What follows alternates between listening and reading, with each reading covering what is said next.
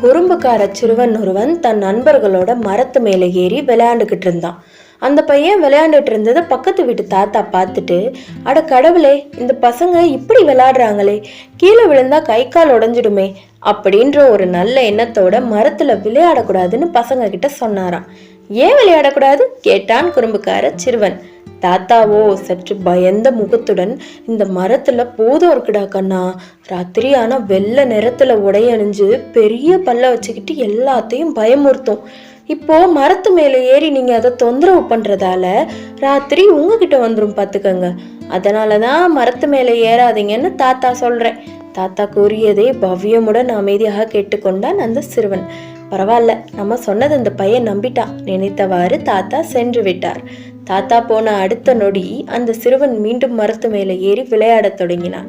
குறும்புக்கார சிறுவனின் செயலை கண்டு மற்றொரு சிறுவனோ பதற்றத்துடன், அடே, இப்பதானே இந்த மரத்துல ஒரு பூதம் இருக்குதுன்னு தாத்தா சொன்னாரு, அது உன் கழுத்தை நெரிச்சு கொண்டு போகுது, சீக்கிரம் மரத்துல இருந்து இறங்கி வா என்று கத்தினான்.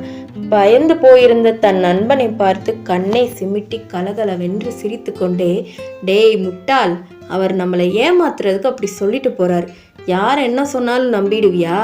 எத்தனை தடவை இந்த மரத்துல ஏறி விளையாடி இருக்கோம், அப்ப எல்லாம் வராத பூதம் தாத்தா சொல்லிட்டு போன பிறகா வரப்போகுது?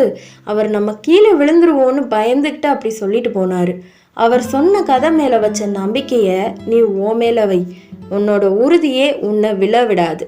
இப்போ விளையாடுவோம் வா கூறினான் குறும்புக்கார சிறுவன் நரேந்திரன்.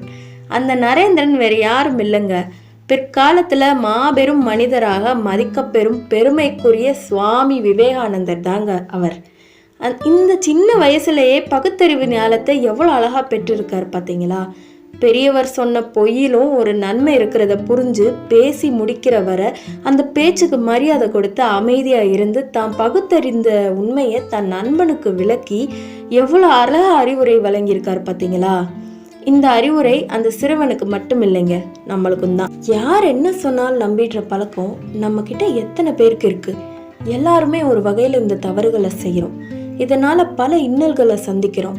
பிரியமானவங்கள்ல இருந்து இன்னார் குணம் இப்படின்னு கண்டறியாம அடுத்தவங்க வர என்ன சொன்னாலும் நம்பிடுறோம். நான் சொல்ல வர உருக்கமான விஷயம் என்னன்னா, சிந்தனை செயல்பட படிப்பறிவு மட்டும் போதாது, எதையும் ஆராயக்கூடிய பகுத்தறிவையும் உபயோகப்படுத்தணும். அடுத்தவங்க வார்த்தை மேல வச்ச நம்பிக்கைய எதையும் ஆராயக்கூடிய உங்க அறிவு மேல வைங்கன்னு சொல்றேன்.